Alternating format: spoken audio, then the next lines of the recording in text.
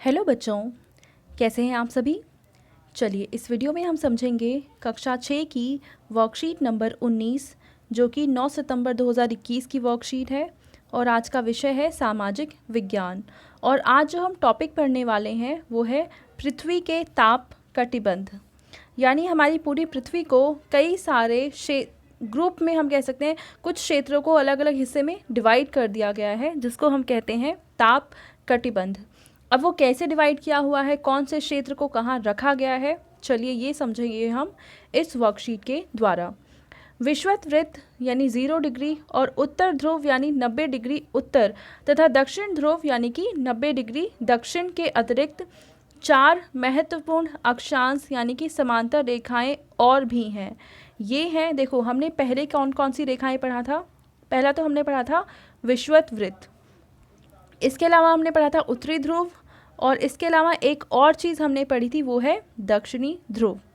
इन तीनों के अलावा 4 और रेखाएं हैं जो काफ़ी ज़्यादा इम्पॉर्टेंट होती हैं और जिन्हें हमें पढ़ना और समझना है।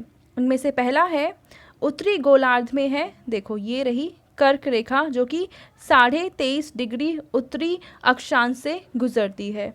और दूसरा है दक्षिणी गोलार्ध में मकर रेखा, ये रही जो कि 23.5 डिग्री दक्षिणी गोलार्ध से 23.5 डिग्री दक्षिणी अक्षांश से ये गुजरती है। ठीक है, तो हमने पहले विषुवत रेखा पढ़ी थी, दक्षिणी ध्रुव पढ़ा था और उत्तरी ध्रुव पढ़ा था। इसके अलावा एक रेखा है मकर रेखा और दूसरी रेखा है कर्क रेखा। तो आपको ये ध्यान रखना है कर्क रेखा कहाँ पे है, उत्तरी गोलार्ध में है और मकर रेखा है दक्षिणी गोलार्ध में। ठीक है, कर्क रेखा एवं मकर रेखा के बीच के सभी अक्षांशों पर सूर्य वर्ष में एक बार दोपहर में सिर के ठीक ऊपर होता है। देखो होता क्या है ना, जब सर्दियाँ आती हैं या गर्मियाँ आती हैं तो सूरज हमेशा गति करता रहता है, लेकिन सूरज की जो गति है वो इसी के बीच में होती है, यानी मकर रेखा और कर्क रेखा के बीच में ही सूरज घूमता रहता है, ना वो कर्क रेखा के ऊपर जाता है ना मकर रेखा के नीचे जाता है। तो इसके बीच में ही सूरज की स्थिति होती है। इसका मतलब इस क्षेत्र में गर्मी ज़्यादा होती है और गर्मी ज़्यादा होने के कारण इस क्षेत्र का नाम रख दिया गया है उष्ण कटिबंध। ठीक है, यानी यहाँ से लेकर इस पूरे क्षेत्र को हम जानते हैं किस नाम से, उष्ण कटिबंध क्षेत्र के नाम से जानते हैं और यहाँ पे गर्मी सबसे ज़्यादा होती है। इसके अलावा अगर हम देखेंगे, इसके अलावा देखो हमने 2 रेखाएं तो पढ़ ली, 2 और रेखाएं हैं जो इम्पोर्टेंट हैं। इनमें से पहली है उत्तर ध्रुव वृत्त और दूसरी है दक्षिण ध्रुव वृत्त। उत्तर ध्रुव वृत्त है ये वाली रेखा जो कि गुजरती है 66.5 डिग्री उत्तरी गोलार्ध से, और दूसरी जो हमने देखा दक्षिण ध्रुव रेखा वो ये रही और ये सेम हम इसका अक्षांश है 66.5 डिग्री, पर ये कहाँ पे है, दक्षिणी गोलार्ध में है। ठीक है, तो अब ये दोनों रेखाएं क्यों इम्पॉर्टेंट हैं, क्योंकि कर्क रेखा तथा मकर रेखा के बाद किसी भी अक्षांश पर दोपहर का सूर्य कभी भी सिर के ऊपर नहीं होता है। ध्रुव की तरफ सूर्य की किरणें तिरछी होती हैं। अब देखो इस क्षेत्र में तो हमने देखा था कि सूरज की किरणें डायरेक्ट यहाँ पे आती हैं क्योंकि सूरज इसके बीच में ही रहता है, तो सूरज की किरणें डायरेक्ट यहाँ पे आती हैं तो बहुत ज़्यादा गर्मी होती है। लेकिन इसके बाद अगर हम अगला क्षेत्र देखें तो उस क्षेत्र में यानी इस वाले क्षेत्र में जो सूरज की किरणें हैं वो तिरछी आती हैं और तिरछी आने की वजह से यहाँ पे सूरज की किरणें तो आती हैं पर वो इतनी ज़्यादा गर्मी नहीं फैला पाती हैं। ठीक है, तो हमने देखा कि ध्रुव की तरफ सूर्य की किरणें तिरछी होती हैं। इस प्रकार उत्तरी गोलार्ध में कर्क रेखा एवं उत्तर ध्रुव वृत्त तथा दक्षिणी गोलार्ध में मकर रेखा एवं दक्षिण ध्रुव वृत्त के बीच वाले क्षेत्र का तापमान मध्यम रहता है। यानी हमने देखा बीच वाला जो क्षेत्र है ये वाला, यहाँ पे तापमान बहुत ज़्यादा रहता है। लेकिन अगर हम बात करें इस वाले क्षेत्र की, यानी यहाँ से लेकर यहाँ की और यहाँ से लेकर यहाँ की, तो इस क्षेत्र में गर्मी होती है पर उतनी नहीं होती है जितने की उष्ण कटिबंध में होती है।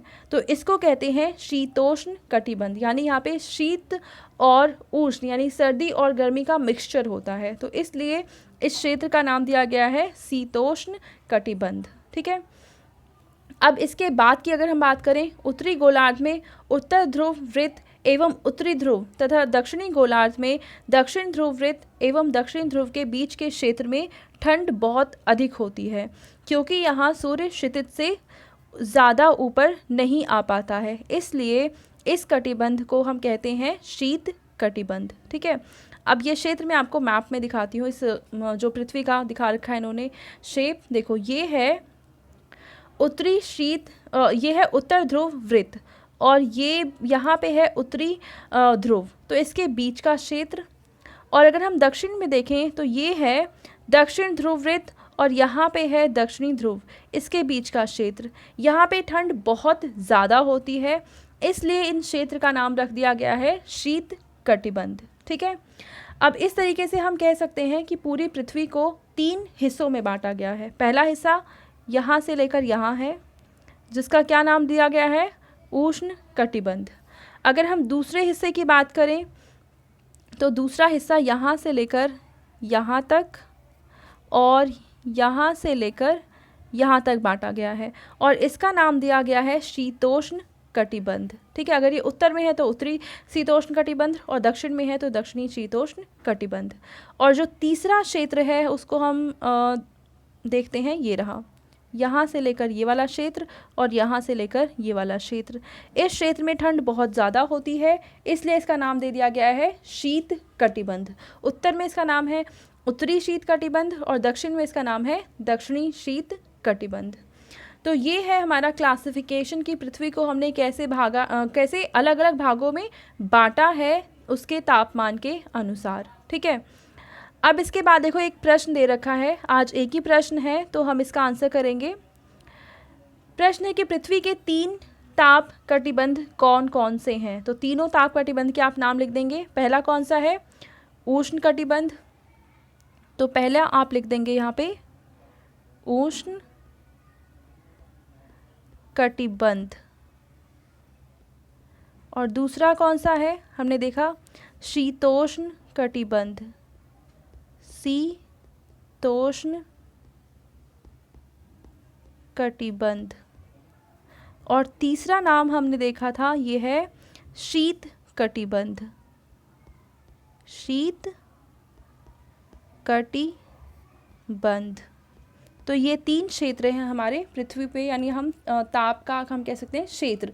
अगर पूरी पृथ्वी को उसके तापमान के हिसाब से बांटेंगे तो टोटल 3 डिवीजन होते हैं। पहला है उष्ण कटिबंध, दूसरा है शीतोष्ण कटिबंध और तीसरा है शीत कटिबंध। ठीक है, तो ये थी आज की हमारी सोशल साइंस की वर्कशीट। आई होप आपको ये वर्कशीट अच्छे से समझ में आ चुकी होगी। एंड अगर आपको ये वीडियो अच्छी लगी है तो इसको लाइक करें, अपने फ्रेंड्स के साथ शेयर करें और इस चैनल को सब्सक्राइब करें। Thank you.